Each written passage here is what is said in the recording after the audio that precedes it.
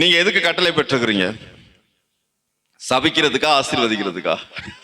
நம்ம எல்லாரும் என்ன செய்யணும்? ஆசீர்வதிக்கணும். ஆமென். நம்ம எதுக்கு கட்டளை பெற்றுக்கிறோம்?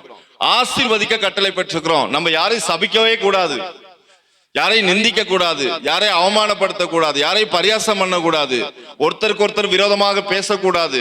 நம்ம ஆசீர்வதிக்கிறதுக்கு கட்டளை பெற்றுக்கிறோம். ஒரு விசுவாசி ஆசீர்வாதமா இருந்தா கர்த்தருக்கு நாம நன்றி செலுத்தி அவரை மகிமைப்படுத்தணும். ஆமென். அந்த ஆசீர்வாதத்தை நம்ம என்ன செய்யக்கூடாது? திருப்ப கூடாது. யாருடைய ஆசீர்வாதத்தை திருப்புறதுக்கு நாம கட்டளை பெறவில்லை, நாம் ஆசீர்வதிக்கவே கட்டளை பெற்றுக்கிறோம். ஆமென். அப்ப எல்லாரும் என்ன செய்யணும்? ஆசீர்வதிக்கும். ஆமென். அப்ப தேவன் பொய்யுரையாத தேவன். ஆமென். அவர் பொய் சொல்லுவதற்கு யார் அல்ல. நல்லா கவனிச்சிங்க. அப்ப தேவனால என்ன செய்ய முடியாது? சொல்ல முடியாது. பொய் பேச முடியாது, பொய் சொல்ல முடியாது,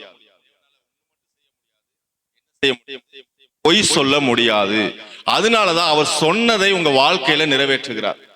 அவர் சொன்னதை உங்க வாழ்க்கையில நிறைவேற்றுகிறார். உங்களுக்கு நித்திய ஜீவனை தருவேனாரு, நித்திய ஜீவனை கொடுத்திருக்கிறார். உங்களுடைய பெயர் பரலோகத்தில் ஜீவ புத்தகத்தில் எழுதப்படுன்னு சொன்னாரு, உங்க பெயரை ஜீவ புத்தகத்தில் எழுதியிருக்கிறார். ஆமென். உங்களுடைய பாவங்களை மன்னிப்பேன்னு சொன்னாரு, உங்க பாவங்களை மன்னிச்சிருக்கிறார். உங்க சாபத்தை அவருடைய சிரசின் மேல் சுமந்து கொள்வேன்னு சொன்னாரு, அதே மாதிரி செஞ்சிட்டார். ஏசாயா 53 அதிகாரத்தை படிச்சீங்கன்னா தீர்க்க தரிசனமா சொல்றார்.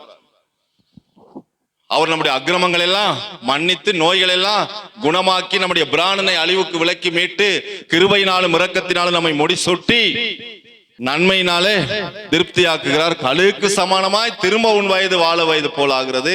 ஒடுக்கப்படுகிற யாவருக்கும் கர்த்தர் நீதியையும் நியாயத்தையும் செய்கிறார்.